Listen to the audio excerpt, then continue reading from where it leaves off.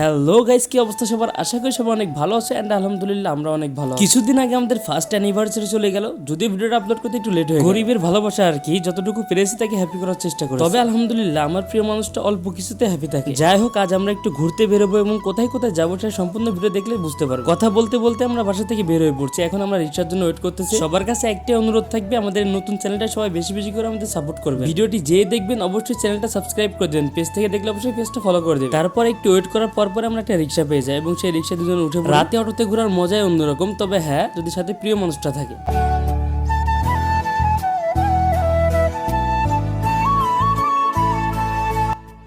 এখন আমাদের এই অটো থেকে নামতে হবে এবং আমরা যাবো কাচ্চিডাইনে কাচ্চি খাইতে। সেটার জন্য আমাদের এখন নামতে হবে এবং রাস্তার ওই সাইড থেকে আরেকটা অটো নিতে হবে।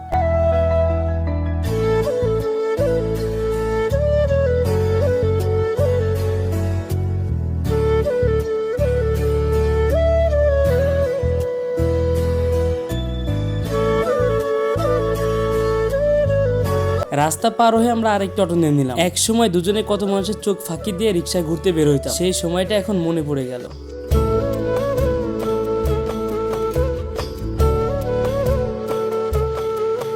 তবে আমাদের ভালোবাসা পূর্ণতা দিতে আমাদের জীবন থেকে অনেক কিছু ত্যাগ করতে হয়েছে। যাই হোক, কোনো কিছু না আফসোস নাই, জীবন থেকে যা হারিয়েছি আল্লাহ চাইলে তার থেকে দ্বিগুণ গড়ে নিতে পারবো। কথা বলতে বলতে আমরা প্রায় কাচ্চিডাইনে পৌঁছাই গেছি। এই যে এই ফ্লোরের দ্বিতীয় তলায় কাচ্চিডাইন। আমরা এখন কাচ্চিডাইনে পৌঁছাই গেছি। অটো মামাকে তার ভাড়া দেওয়ার পরে তার থেকে আমরা 30 টাকা ব্যাগ পাই এবং তার কাছে খুচরা ছিল, সেই খুচরা করে এনে আমাদের সেই 30 টাকা ব্যাগ দিয়ে। আর তোমরা যারা কাচ্চিডাইন থেকে কাচ্চি খেয়েছো, তোমরা অবশ্যই কমেন্টসে রিভিউ দিয়ে যাবা যে তোমাদের কাছে কাচ্চির স্বাদটা কেমন ছিল। এই যে এখানে সে দাঁড়িয়ে আছে, এখন আমরা কাচ্চিডাইনে উঠবো। তবে আমার কাছে পার্সোনাল যেটা মনে হয়েছে, কাচ্চিডাইন যতটা পপুলারিটি, বাট তাদের এই ব্রাঞ্চের জায়গাটা অনেক কম। আর ভেতরে আসার পর আমরা পুরাই অবাক, মানে এখানে দাঁড়ানোর কোনো স্পেস নাই। ভেতরে এতটা ভিড়, তাহলে একবার ভাবুন যে তাদের পপুলারিটি কতটা বেশি।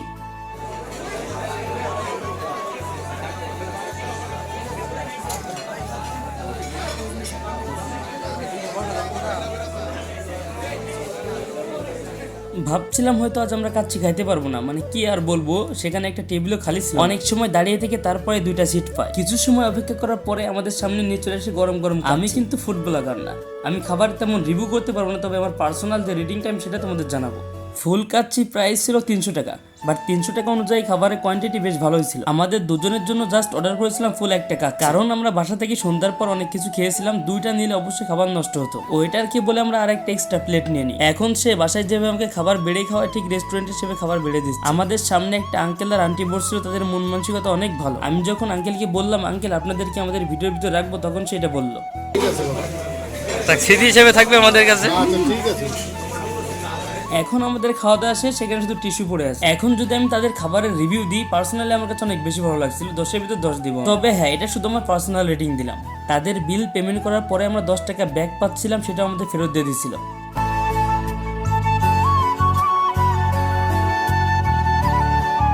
এটা কিন্তু আমি আগেই বলছিলাম, তাদের পপুলারিটি অনেক বেশি, কিন্তু সেই অনুযায়ী এখানকার ওঠানামার জায়গা বা সিঁড়িটার স্পেসটা অনেক কম ছিল। তাদের অবশ্যই প্রয়োজন ছিল আরো কোনো বড় জায়গা দেখে এই ব্রাঞ্চটা ওপেন করা। যাই হোক, এখন আমাদের বাসায় ফেরত আসতে হবে, নিচে এসে আরেকটা অটো নিয়ে নিলাম। এইদিকে চলে যাওয়ার সময় বাই বাই জানিয়ে দিলাম কাচ্চিডাইনকে।